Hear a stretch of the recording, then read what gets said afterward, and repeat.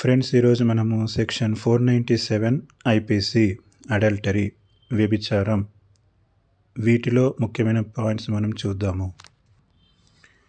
అక్రమ సంబంధం లేదా వ్యభిచారం చేయడం నేరం కాదు.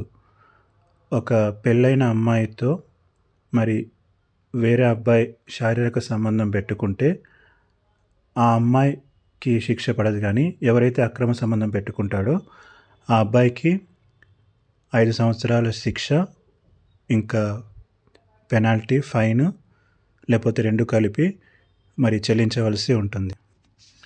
అంటే ఎవరైతే వివాహమైన అమ్మాయితో సంబంధం పెట్టుకుంటాడో ఆ సంబంధం పెట్టుకున్న వాడే నేరస్తుడవుతారు. ఆ అమ్మాయికి ఎటువంటి శిక్ష ఉండదు.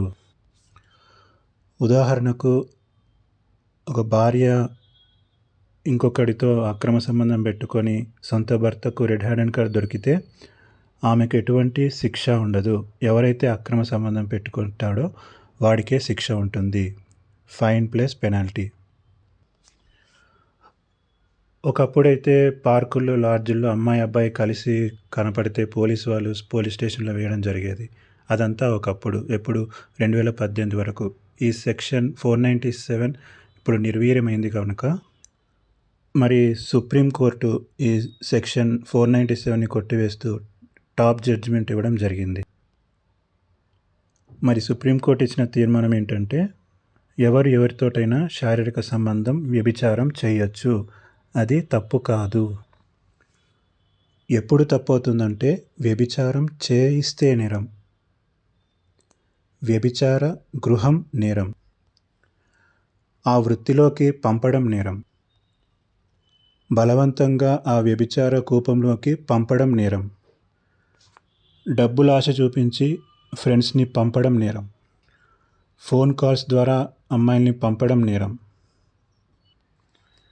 కాబట్టి వ్యభిచారం చేస్తే నేరం కాదు, కానీ ఎవరినైనా వ్యభిచారానికి ప్రోత్సహిస్తే, వ్యభిచారం చేయమని ప్రోత్సహిస్తే అది నేరంగా పరిగణిస్తారు.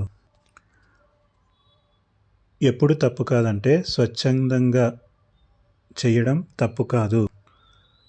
ఉదాహరణకు, ఒక స్త్రీకి భర్త చనిపోతే ఆమెకి 2 కుమారులు ఉన్నారు, భర్త చనిపోయాడు, అప్పుడు ఆమె అక్రమ సంబంధం పెట్టుకోవచ్చు. అది సుప్రీంకోర్టు తప్పు కాదని చెబుతుంది. దీన్ని సుప్రీంకోర్టు సమర్థించింది. ఆమెకు ఎటువంటి శిక్ష ఉండదు.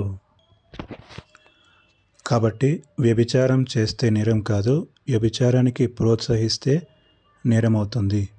కానీ పరిశుద్ధ గ్రంథము నిర్గమాకాండం 20:14 వ్యభిచారము చెయ్యకుడి అని ఉంది. Praise the lord.